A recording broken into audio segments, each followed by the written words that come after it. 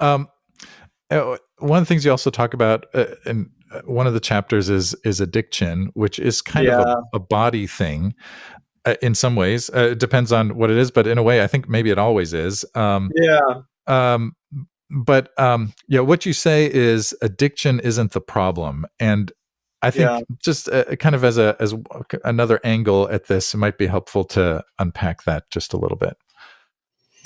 Yeah, yeah. So, I mean, that might sound kind of controversial because people Yeah, are like, "Well, yeah, addictions are really big problems," you know? yeah, yeah, And so, it's meant to, as words phrases like that are meant to catch people's attentions and redirect them yeah, a little bit or ask them to think a yeah, bit more deeply.